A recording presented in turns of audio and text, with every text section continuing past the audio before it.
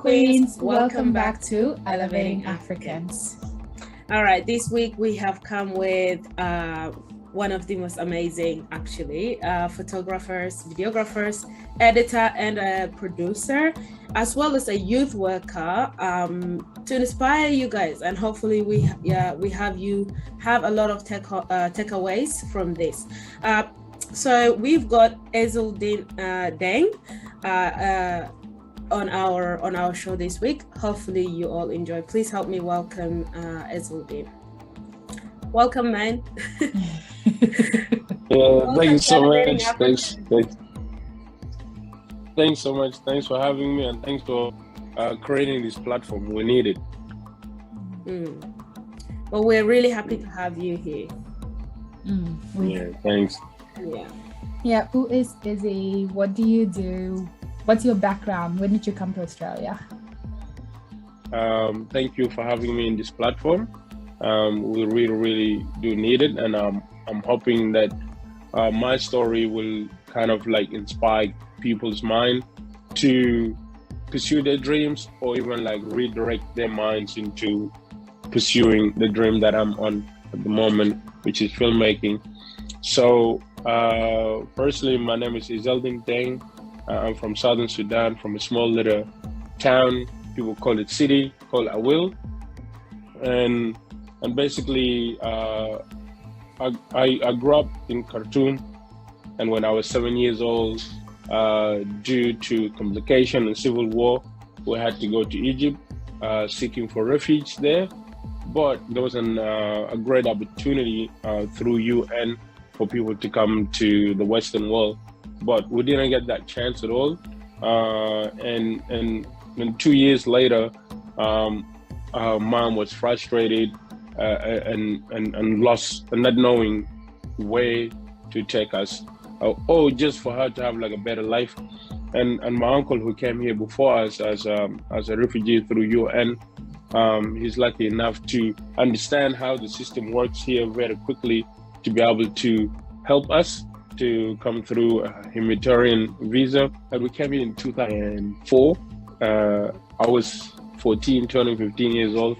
And with one goal, one dream, and which is to learn to write my name and to learn the address. And that was it. Yeah. It's okay. and Australia is basically. So that's me in a nutshell. But through through going to language school, high school, and trying to find my way through university, and navigating my dreams and making sure I don't lose it, which is filmmaking. I graduated doing Bachelor of Film and TV, and also the courses. Got involved in like numerous of like reality TV show, feature films, short films, documentaries, art, and theater, and a little bit of music. I don't know if you guys know, a little bit of music, and then through that, I found youth working was an amazing way to actually get a true story from true people that I'm working with closely, and that's what I'm doing right now. And then in a couple of years' time, there's a future goal that I'm working on at the moment with a great team. So I'm looking forward to just bring it to life in a few years' time. That's amazing. That's me. Wow, that's amazing. And I think I actually met you through filmmaking during the show. Was it Sunshine? Yeah, Sunshine. Yeah. How many other big films have you done, or movies have you been able to be a part of? Yeah, Sunshine was a door or window to me, and also to a lot of like the South Sudanese or the African diaspora in Australia, to be able to believe that there's actually a door that they can share their stories in TV or in movies, movie theater. Yeah. and yeah, not just film a short video and just put it online for us to be able to like share our stories through Australian TV, through Australian cinema, and eventually through the world cinema. But Sunshine was very interesting because when it was funny the way I got involved, because I did a couple of music videos that hit about a couple of thousand views, 800 views, 1 million views, and through that they'll be able to like get me in storeroom. And I said that I'm not familiar with the characters that you've guys written. I'm not really sure who are they and what they're doing. And they're like, oh yeah, they're from Sudan. I'm like, but they don't look like Sudanese. They don't speak like Sudanese. They definitely Aussie. So through that, it was very challenging to be able to rewrite the whole script again from from white character. Involved in that, in the writing. Yeah, from the beginning. It's a very beautiful That's show. amazing. I loved it. Yeah, me too. Yeah, I really loved it. Wow. Yes. So we had to like rewrite, change the names, and make sure that the show was like 40% South Sudanese African stories, and then 60% of white or call Australian stories, and all of it being gelled together. And it was very, very difficult, but we eventually got there. And yeah, so that was like one of the biggest project that I've ever worked on, very, very closely, and very, very draining. But at the end of it, it's kind of rewarding. Yeah, at the end of it was rewarding. Yeah, it was an amazing film. Yeah, I was watching it on Something Demand. It was on TV. Yeah. That's SBS Demand. SBS, yeah? SBS Demand. Yeah. That's amazing. Well, how does that make you feel, like being a part of, Something amazing? Yeah, this huge industry. Like, how does that make you feel? Well, it's not a feeling. It's just it's not a feeling. It's a dream that you live in while other people are sleeping, and I will explain it exactly what that's supposed to mean. So basically, when I was 3 years old, my auntie's son, who was older than me, took us to a neighbor house, which is they had electricity, they probably had a fridge, they probably had stove, but they had like a TV that it was open for everybody to just kind of come and watch. And we were lucky enough to just kind of come in and watch. But for me, it was something strange. I'm like, why a lot of people just sitting there watching this TV? And I'm like, if I can try to get ourselves in there, for whoever is like sitting, who will just watch us. And that curiosity just kind of drove me to what I'm doing, story, and making sure they get into, if it's not YouTube, make sure they get in TV. If it's not in TV, they make sure they get in cinema. And then when I was working in Sunshine, I couldn't believe that was like that's the way to be able to put our story on TV. Being in writers' room, meeting the actors, working with the directors, working with the costume, working with the art department, working with sound guys, working with cinematographer, the lighting, all in once at the same time. But I'm like, when are we gonna be on TV? But they're like, oh, just give us a couple of months and we'll make it happen. And then 4 months later, for the first time, it was on TV. And I remember screening it at Afro Hub, and there were about like 50 African people just at the same time, just sitting. Okay. As if like it was sitting down. I'm like, wow, the dream finally came true, and I can't believe it. That's amazing. So I don't know if it's a feeling, but it's a curiosity of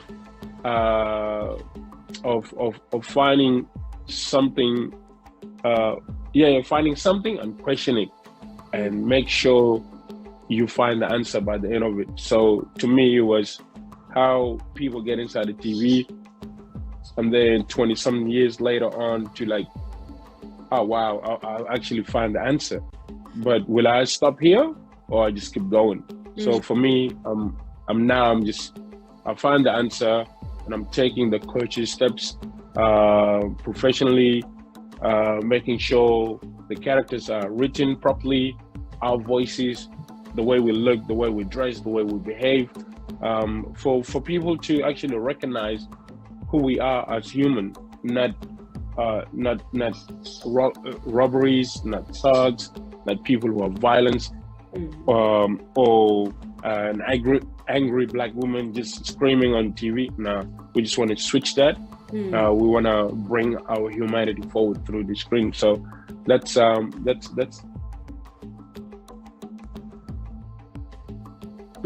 what it is to be us on TV. Absolutely. Wow. And would you say that is what inspired you? Would you say like having to go to your aunt's house and seeing, people just sitting there watching their TV, watching what was on the TV, would you say that was what inspired you to pursue filming school here? No, it was curiosity. It was curiosity.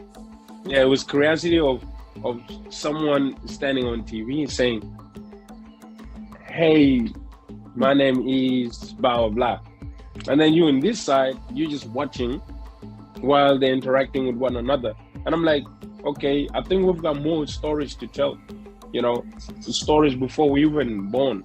You know what I mean? No, there's stories that books been burned down. Like we don't know what had happened to our ancestors. You know what I mean? We don't know our past properly. But through film, I believe that we can capture those and they can stay forever. Like everybody's actually watching their films. They even they have like a Netflix section, which is really, really wonderful. And that's my goal, is when you create such stories, people will be familiar with it and people will be okay with it to kind of watch it and be more understanding.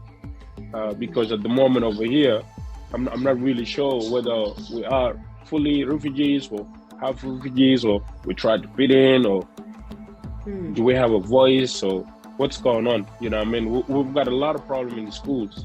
Nobody wants to talk about it. We've got a lot of problems in our families. Nobody wants to talk about it. We've got like a lot of problems in immigration system. Nobody wants to talk about it. So we seems to give the politician or the community leaders the power for them to carry all of our stories, but they don't see that film is actually it's a powerful tool to educate, to inspire, for people to see themselves, and also to bring different groups and mix them all together. But at the end of it, you will have to find a solution. Absolutely. Yeah, that's an amazing work. Yeah, you're an amazing person actually, for even having to think about these diverse issues, and you're coming up with solution. Absolutely. I think film is definitely one of those things whereby you just get to actually learn the other side of the story from the other person, because I think often we have these prejudices that we are used to hearing, but when we don't actually see something ourselves or through things like film, we don't really know that other side, and we just continue with the prejudice that we had in mind. So that's absolutely amazing. What goals do you have in terms of filming? I've heard you've already said that you're working on some projects.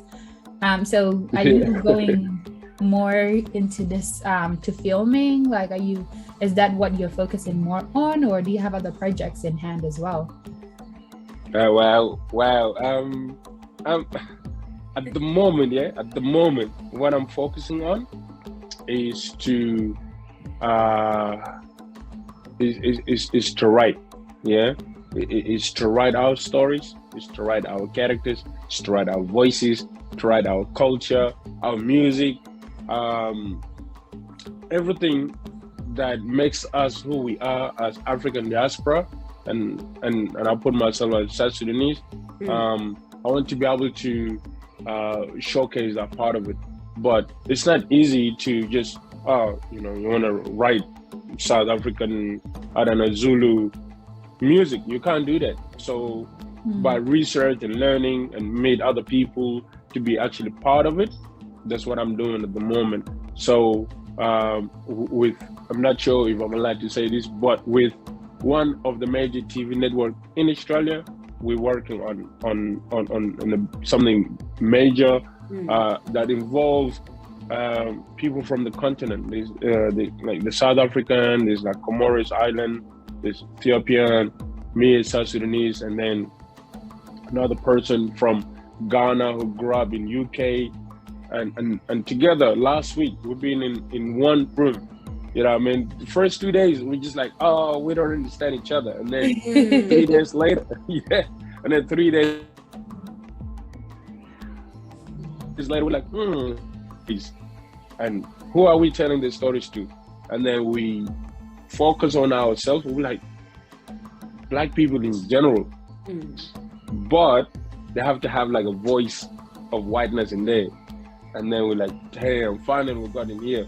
So at the moment, the complicity of writing itself, that's what I'm crafting at the moment, because I already got the editing part, I already got the directing part, I already got the color, the sound, all of those things. But the writing is something that I'm working on.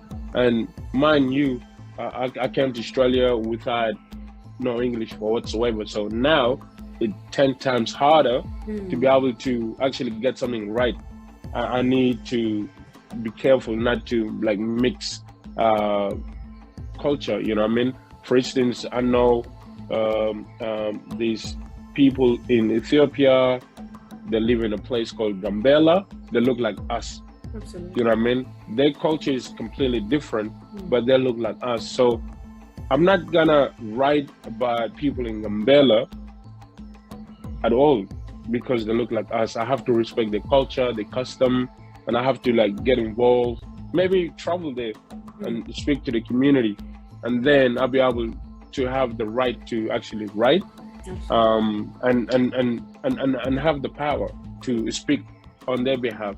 So this is what I'm crafting at the moment with this big TV show that I'm working on, and it's actually been 2 years. Yeah. Wow. So I started like 2 years ago. Finally, we're in the writers' room like 5 days ago. Next week, we hear back from the big major network. Yeah. Then 2021, 2022. Oh my God, I can't believe. I'm just excited. I'm excited too. I'm excited for the fact Yeah. that you are excited about your work. Yeah, but I think I'm excited about the fact that it's something that's just going to bring all the African countries together and just share that story of the African of the continent, really. I'm excited. So when do you think it's going to air? Like, I'm glad we asked that question, actually. Well, so my producer, my producer, she's amazing. She's got this vision that in 2022, because it's big, we can't just, in 2022, that's when in 2022 we started casting. and then we started in 2023, like mid of it. That's when we started like showcasing that worldwide. So yeah, I'm looking forward to that. I can't wait. It's actually the reason why I'm excited is because the network themselves, they are excited. And I love Kawajat when they say, "Oh, we want to take a risk." That means like they're already in the middle. So now they can't go back. They have to just go forward. So I was gonna say, without the other creative or collaborators, the black collaborators with me in the room, I think it was gonna be 10 times as hard. But there's like four of us, which is really, really awesome. Makes the job super easy, doesn't it? Yeah, it's just a weight off of your shoulder. Yeah. Amazing.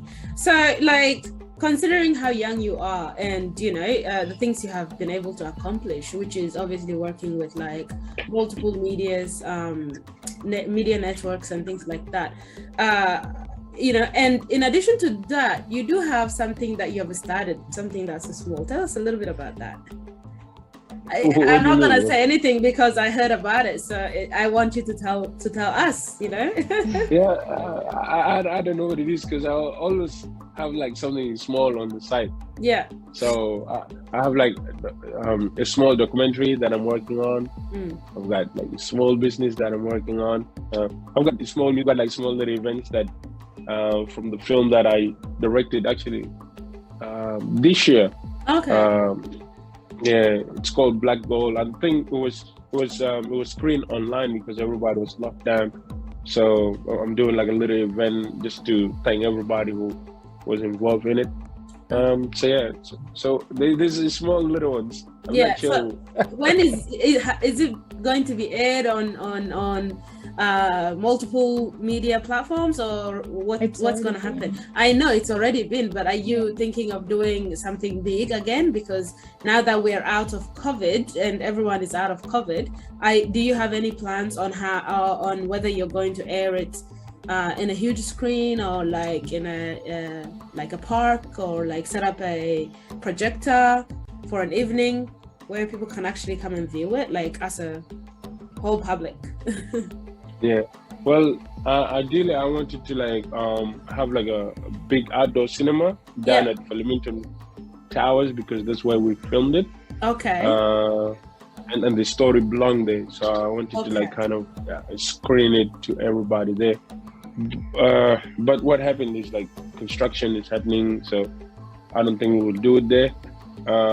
Fusco Community Art Center have like a beautiful facility, so we in conversation with them. Yaraville Cinema, we have a conversation with them, but I think it's going to be like mid-January because that's where we will film. That's the time we filmed it actually. Yeah. Okay. Yeah. Amazing. Wow. Hey, so the two things that I do to keep me going will be like cooking and cleaning. Okay. And then the third one is just watching UFC fight. People just fighting physically, but I listen to the commentators and what they're saying. Yeah. And what they're saying is very motivating, and very inspiring because you can find like a fighter. I don't know, from a small town in Mexico fighting this champion from UK, and then when they meet together and you hear the stories of the reason why they're fighting, it's just amazing. You're like, damn, this guy is fighting to save his mom, actually. You know what I mean? He's fighting to make sure his kids go to the best school, or he's fighting because he was a refugee being locked up in jail for how many years wrongly. He came out, he took that anger and put it into a sport that actually is professional. Well, thanks everybody for watching, for tuning in today. We hope you have enjoyed this week's episode just as we did. It was very insightful and a really good interview, really. And if you're new to our platform, please subscribe, click the notification bell so you do not miss out on any of our future content. Also, please comment your thoughts, whether it is something that you didn't like, or if it's something you really loved. Please just leave those comments, because it really helps us with future content. And yes, please share it with your family and friends. And yeah, let's just get it moving. Thank you.